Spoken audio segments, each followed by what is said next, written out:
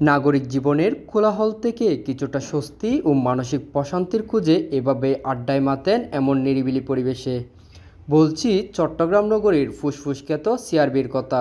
শতবর্ষী গাছ, ছায়াঘেরা পথ, ঋতুভেদের রঙিন ফুল আর পাখির কলতানে মুখর থাকে এখানকার প্রকৃতি। এ এলাকার স্থাপনাগুলোর মধ্যে শিরিষতলা বেশ পরিচিত।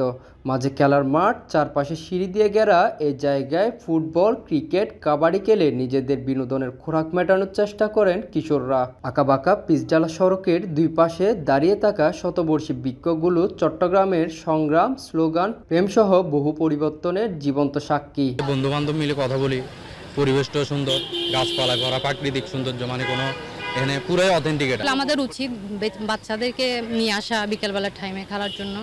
পরিবেশটা আসলে মনোরম দৃশ্য, অনেক ভালো লাগছে দেখে। প্রতিদিন আসা হয়, খেলাধুলা হয়, অনেক ভালো লাগে। আমাদের তো অনেক আনন্দ লাগে, ছোট বড় সবাই মিলে একসাথে খেলি। বড় ভাই ছোট ভাই কোনো ভেদাভেদ নেই, সবাই আমরা মিলে দিলে আমাদের এলাকা থেকে আসি সবাই খেলি। ব্রিটিশ আমলে রেলওয়ের প্রশাসনিক কার্যালয় হিসেবে গড়ে ওঠা সিআরবি এখন নগরবাসীর নিঃশ্বাস নেওয়ার জায়গা।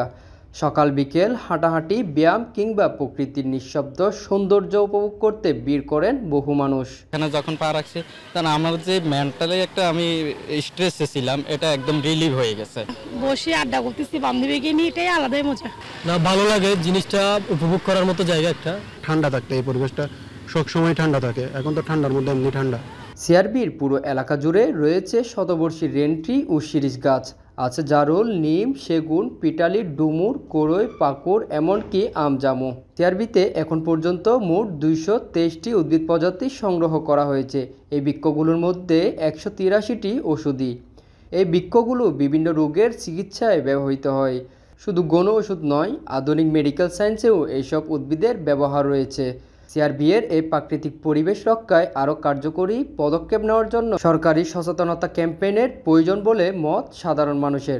সিআরবির মতোই থাক, সরকার এটাতে আরো সুদৃষ্টি দিয়া কাঠামোগত কিছুটা উন্নয়ন করুক। একটু পরিচিত করলে আপনার আরো জায়গাটা সুন্দর হবে, মানুষ আসতে পারবে, বুঝতে পারবে, ভালো লাগবে। রাদুল মুমিন, দৈনিক অর্থনীতি।